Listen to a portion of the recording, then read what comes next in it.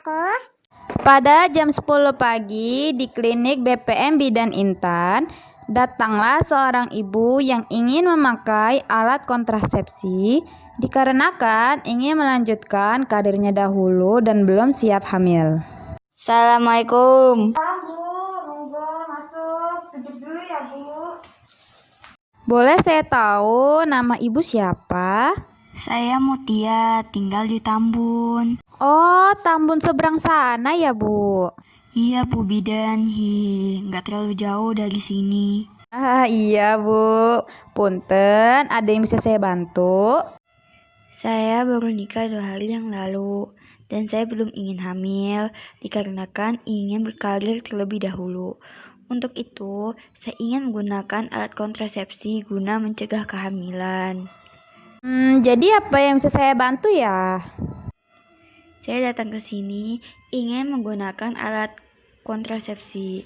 Kira-kira alat yang cocok untuk saya apa ya, Bu? Pada dasarnya KB ada beberapa macam. Namun saran saya alangkah baiknya jangan KB dahulu.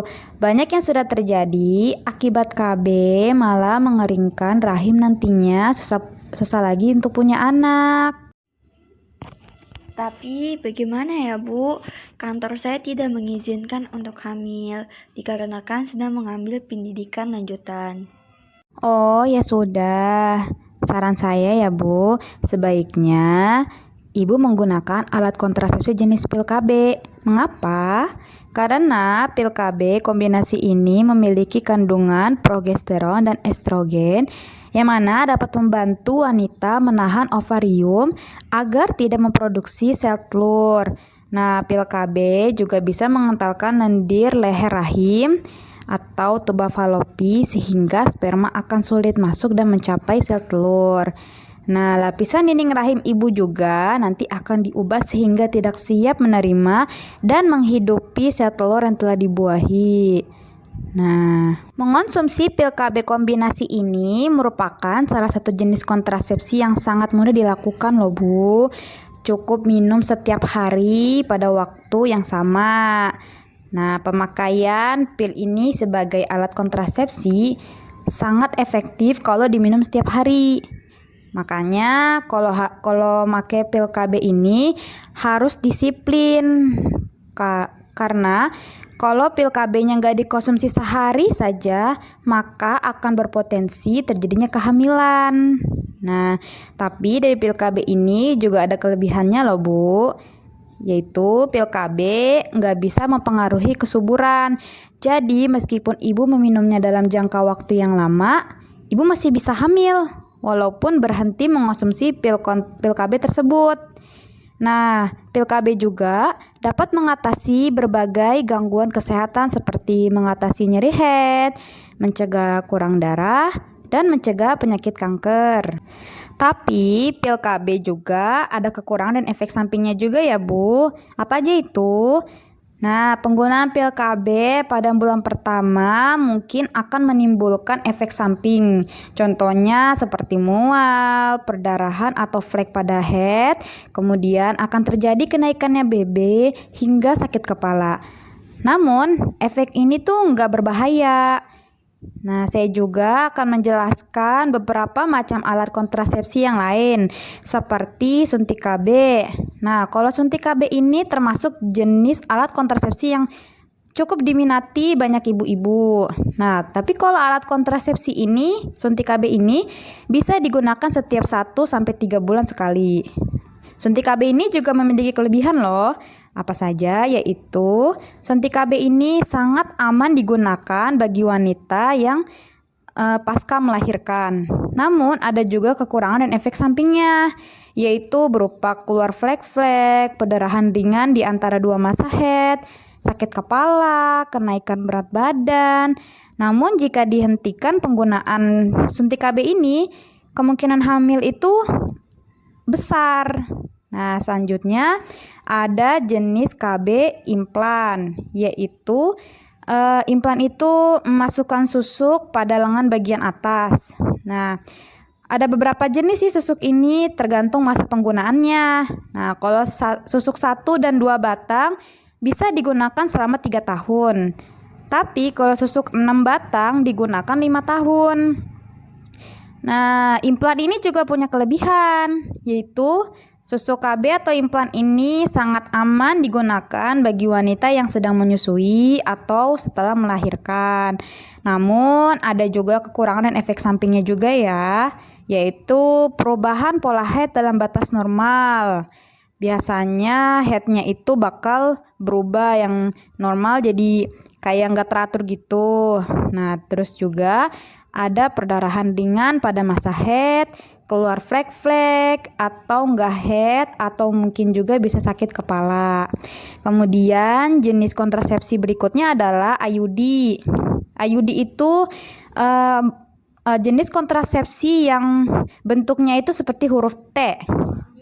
Nah, IUD itu juga dapat digunakan dengan cara dimasukkan ke dalam rongga rahim oleh bidan ya.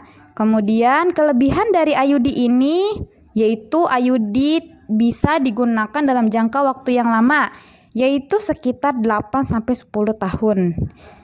Meski begitu, pemeriksaan rutin perlu dilakukan karena jika pemasangan IUD tidak tepat atau posisinya berubah, nah kemungkinan hamil itu ada.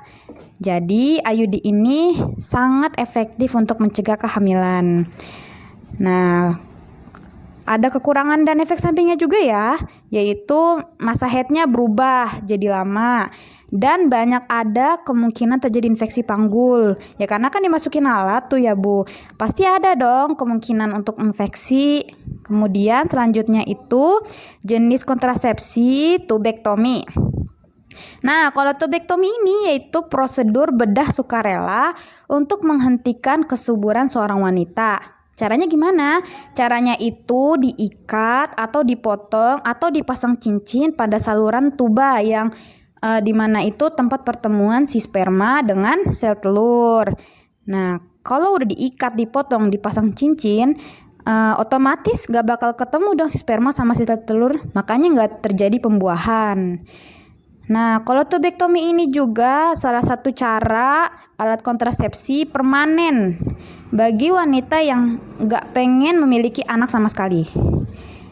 Tubektomi ini dilakukan dengan cara operasi sederhana, yaitu membutuhkan bius lokal. Apa kelebihan dari tubektomi ini?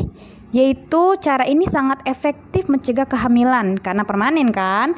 Kemudian kekurangan atau efek sampingnya pasti ada dong.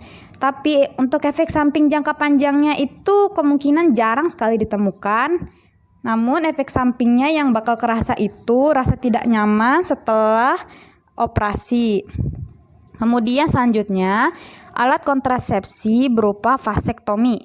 Nah, vasektomi itu sama seperti tubektomi. Cuman vasektomi itu merupakan kontrasepsi yang permanen bagi pria. Kalau tubektomi kan buat wanita, kalau ini buat pria. Caranya gimana? Caranya itu diblokir atau dipotong atau diikat vas deferens tabung yang membawa sperma dari testis. Nah, jadi tuh sperma itu kan dari si testis. Mau dikeluarin itu lewatin si vas deferens ini. Nah, vas deferens ini yang diikat atau dipotong atau diblokir. Jadinya spermanya nggak bisa keluar. Kelebihannya apa dari vasektomi ini? Bisa dikatakan 99% sangat efektif mencegah kehamilan. Namun, evaluasi cairan semen perlu dilakukan paling tidak 3 bulan setelah pelaksanaan vasektomi untuk mengetahui apakah masih ada sperma yang disimpan atau ikut keluar bersama cairan semen atau tidak. Namun, vasektomi ini nggak mempengaruhi kinerja seksual pria ya. Kekurangan dan efek sampingnya pasti ada, yaitu kemungkinan tidak ditemukannya efek samping jangka panjang, sama seperti tubektomi. Kalau jangka panjang itu mungkin jarang sekali ditemukan.